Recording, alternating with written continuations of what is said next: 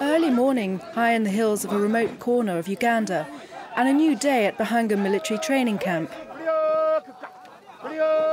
These soldiers have come from Somalia to learn the skills of professional combat from European Union experts.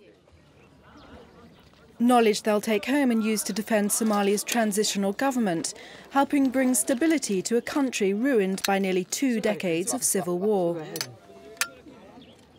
Abdullah Ibrahim Adam is one of them. He has a very clear reason for wanting to be here.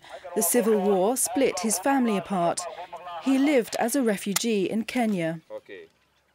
Back in Somalia, his father and little sister were murdered by the Islamic terrorist group Al-Shabaab. When I heard that my sister and my father dead, I go back to Somalia. I have to fight until the government stands. Because my father was a policeman, Somalian policeman, before.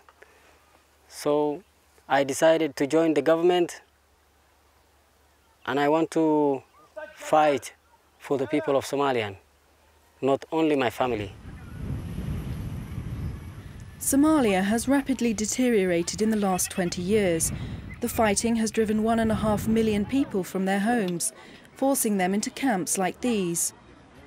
The EU says it's working hard to meet urgent humanitarian needs, spending €35 million just this year on shelter, food and sanitation. But poverty is breeding violence and extremism.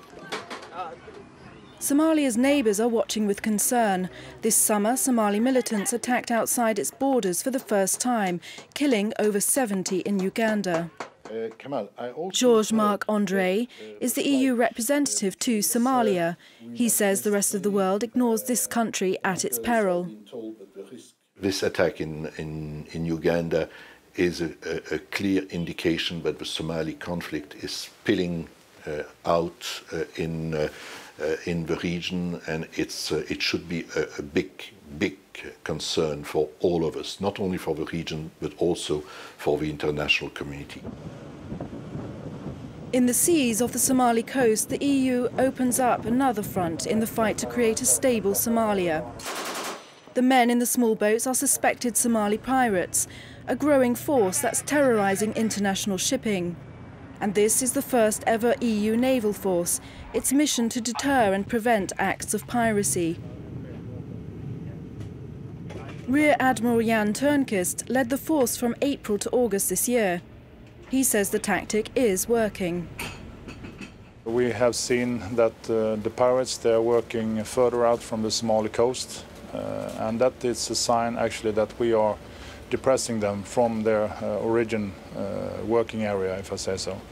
So the coast along the Somali is now a little more empty than it has been before. This is Mombasa on the Kenyan coast. Kenya and the rest of the region have felt the effects of Somali piracy. It's hurt business and tourism. But now Kenya has a leading role to play in fighting it under an agreement with the EU. Because when they're caught, this is where many Somali piracy suspects end up, in a Kenyan court.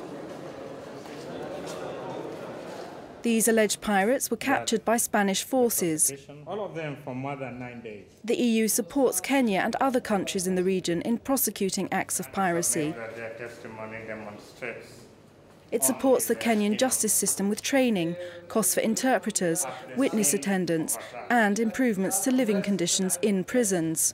The EU says it's a partnership. Kenya's own security and justice systems bolstered, and the rest of the world knows the prosecutions can be speedy and fair, and justice can be done. At the end of the day, it is intended to send a message that crime does not pay, and it's a deterrence. And at the end of the day, you're not going to get away with it. So it's important that they know that if they're going to go and get themselves involved in piracy, then they're going to be prosecuted. Back at Bahanga training camp, the Somali recruits learn under the watchful eyes of their EU trainers. The EU hopes they'll fight for law and order, and that will spread through the country. A stable Somalia is important, the EU says, not just for the people who live there, but for all of us. okay. It's okay.